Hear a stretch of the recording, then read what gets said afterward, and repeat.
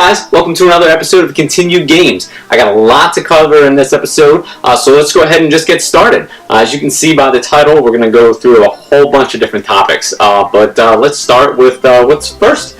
I just recently got back from Europe, just last night, or this morning actually, probably just a bit after midnight. If you check my last video, which I'll put a little link to, you can actually go see all the games that I brought with me to keep me occupied on probably, I'd say, 3 plane flights, about 20 hours of being on the plane. I visited Germany, I visited Italy, I was in France, I had a brief stopover in Denmark as well as Sweden, so I was kind of all over. Very lucky to be able to check out all those awesome places. I also mentioned some games that I was on the lookout for while I was there. I was able to get my hand on one of them, couldn't really find the other. But first off, why don't we go through some of the things that I picked up since the last time that we spoke. Okay? The first one has nothing to do with any of the games that I had up on my list, but that is Lost in Shadow. Lost in Shadow is this awesome game for the Wii where you play as a shadow of a character, and it's all about manipulating the world around you so you can complete the levels. I first saw this on Metal Jesus' YouTube, and it just looked awesome. And I haven't been able to find a copy until recently that was complete.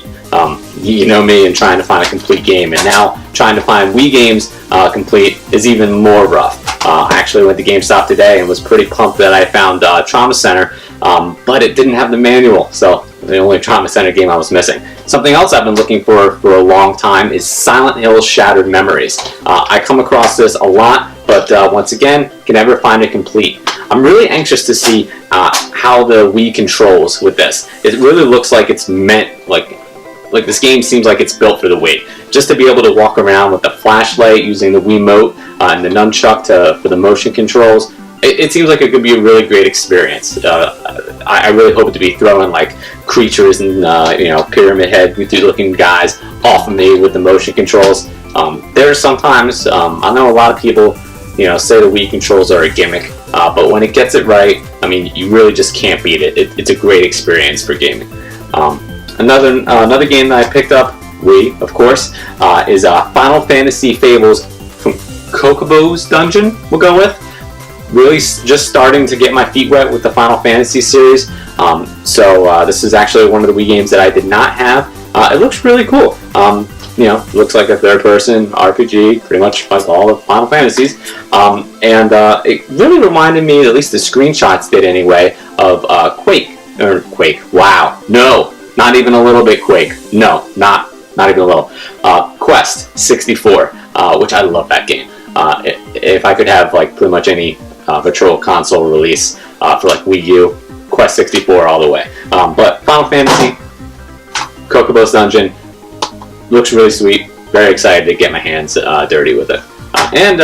Complete, not expensive. I think it was less than $10. So, and it was actually when GameStop was having a buy 2 get 1 sale. So I picked these 3 guys up. I ended up getting, I think, Lost in Shadow for free, which is not an expensive game. But you know what? You got to pick your battles. Anytime you get a game for free, that's a good day.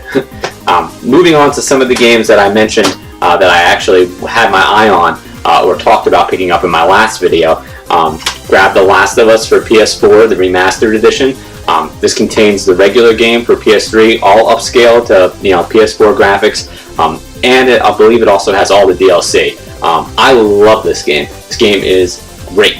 I haven't played any of the Uncharted. I know, shame on me, but I mean, from what I understand, Naughty Dog took all the controls right from that and pretty much placed it right on top of this awesome game. This is how great it is. I already know what's going to happen. In the game. I beat it on PlayStation 3, and I paid another $40 to play it again on PS4. I do want to play the DLC. From what I hear, it's not that great, but I still want to check it out, and I'm really anxious to see how great this game looks on PS4, because I was surprised at how great it looked on PS3. There's a lot of great looking games on PS3, and to play this on PS4, even more excited. If you have not played this, this is a great chance for you to pick up an awesome PS4 game at a great price. $40 for this game is a steal. So if you have a GameStop coupon or a gift card, or or you know, you could get it on an Amazon or something like that. Not sure what game to get for PS4. Pick this up. Save yourself like the $24 or some random PS4 game that's out there. Not too many right now, but grab this because this is great. Had my eye on this. I'm pretty excited about it, and that is Another Code R. This is one of the European-only games I had my eyes on. It is complete. I grabbed this while I was in France, so I want to thank some of the followers that I have on Twitter. P.S. Please follow me at Continue Games on Twitter. You know, so you can get updates and things like that. Learn about what I'm doing, what games I'm playing, what I'm looking out for, finds, hints to videos. Please, at Continue Games, facebook.com/Continue Games. Thank you. Another Code R. Was really pumped to grab this. It's weird theme. From what I understand, you kind of like reflect on how your mother died. So very, very strange.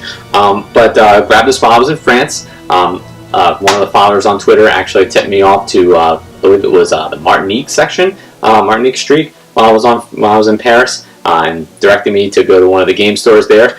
So that's what I did. I did pick it up. It is complete. It was about €15, which is, I believe, a little less than $20.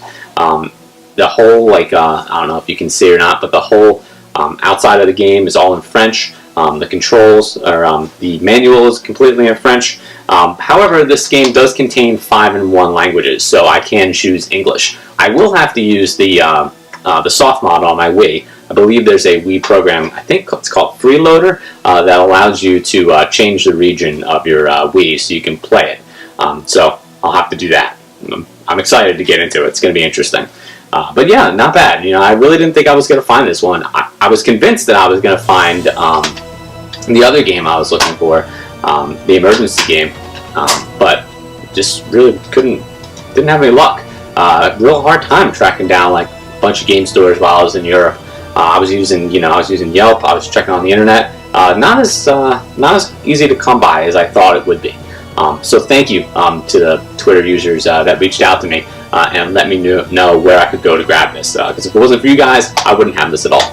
I did think about getting. I did go to the Louvre while I was in Paris, and I did think about getting the Louvre 3DS game. It's like actual it's like an audio tour guide for the Louvre for your 3D/2DS. I saw it while I was there. It was in my hands. They want €30 for it.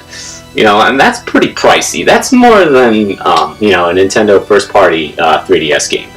And there's a lot of 3DS games out there, and that I want. A lot of games that I want that I have my eyes on, and I couldn't really justify spending, you know, $40-something on a game that I'm gonna like play, or not even play, because it's not a game. You're gonna flip through it like one time, maybe a couple times. I'm sure it's really interesting, but for $40, I just couldn't justify it. I did find it at a big electronics store on the Champs-Élysées.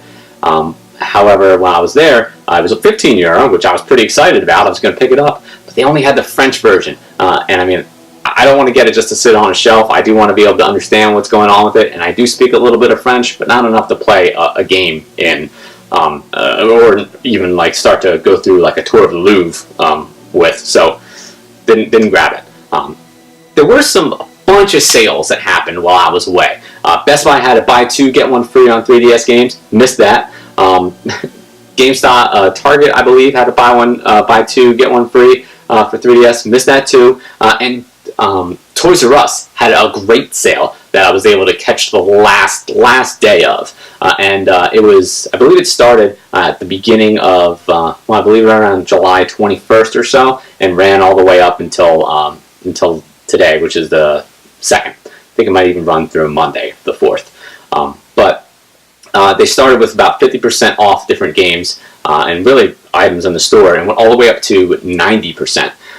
And that's what I did. I managed to pick up one game for 90% off, and that is Assassin's Creed Black Flag. Almost said something horrible there. Assassin's Creed Black Flag. I have not really played too many of the Assassin's Creed games. They never really appealed to me, but this one, you basically, you're on a pirate ship, and it has all to do with pirates, and I love pirates. So, I mean, this was 90% off. $59, 90% off. It cost me like $6 something plus tax.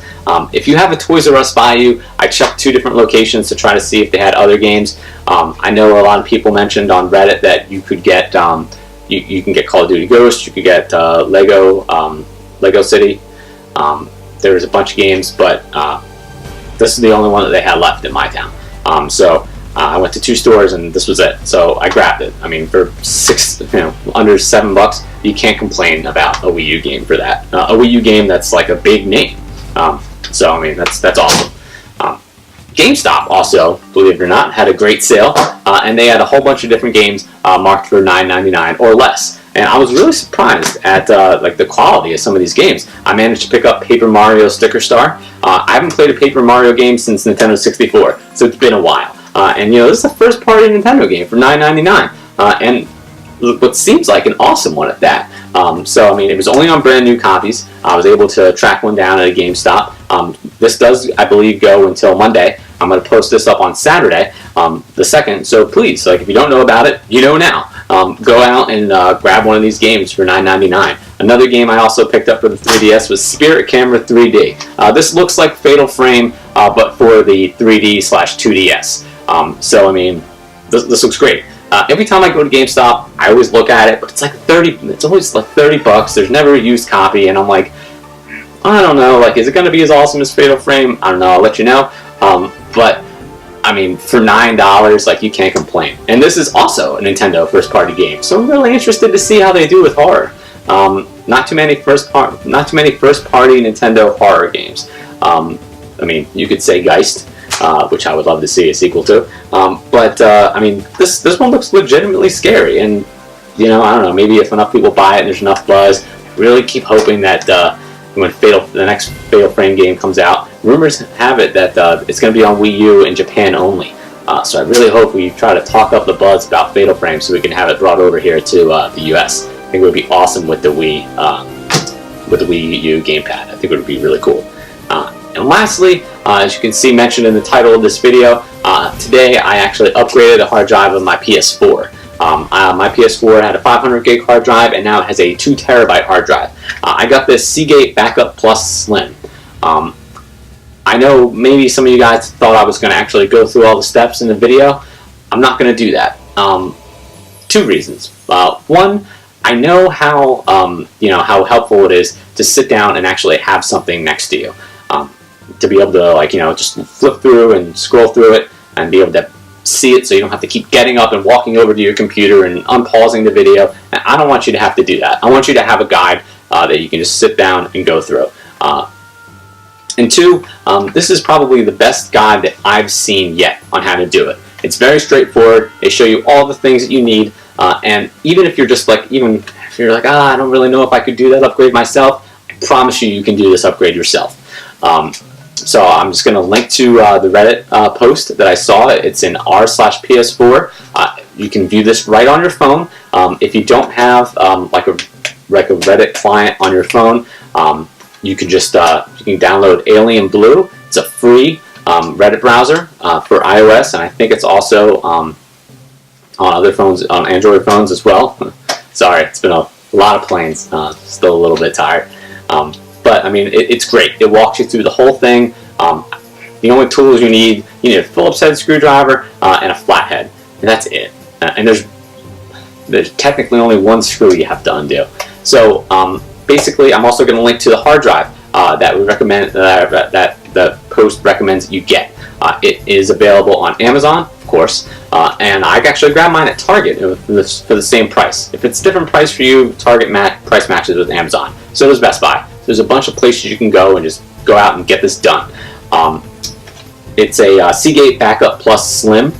This is a 2 terabyte version, and the reason that I grabbed this, the whole big thing about this is normally when you buy an internal hard drive, a laptop 2.5 inch internal hard drive, I mean, you can expect to pay anywhere from $90 to, I don't know, as much as you want to pay if it's a solid state drive. But some of those drives can be pretty expensive. A 2 terabyte, internal drive could run you about $140. Not that that's a bunch of money for what you're paying for, but the external ones are always cheaper. And this guide actually takes you through step by step how to disassemble disassemble, I should say, this external hard drive so you can get at the drive that's in it and then put it into your PS4.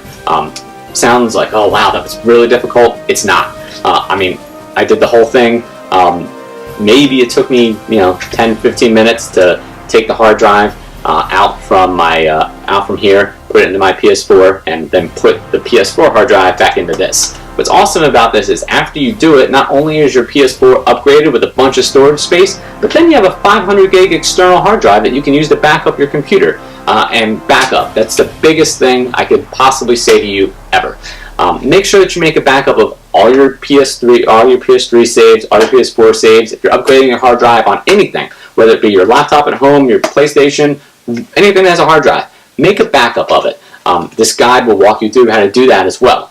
That way, when you do finish the upgrade, you have all your data intact. Guys, if you have any questions, feel free to ask me. You can reply right here in the comments section of this video. You can send me a message on Twitter at @ContinueGames with a Z. You can contact me on Facebook at facebook.com/ContinueGames. I want to hear all your questions. I want to hear your comments, your suggestions. I want to know what you thought about this video. Let me know how you make out. If you do decide to go through and upgrade your hard drive, let me know how awesome it is to finally have all that room. These PS4 games take up a lot of space, so to be able to finally have a little breathing room, that's a great thing. And guys, don't forget, always press continue.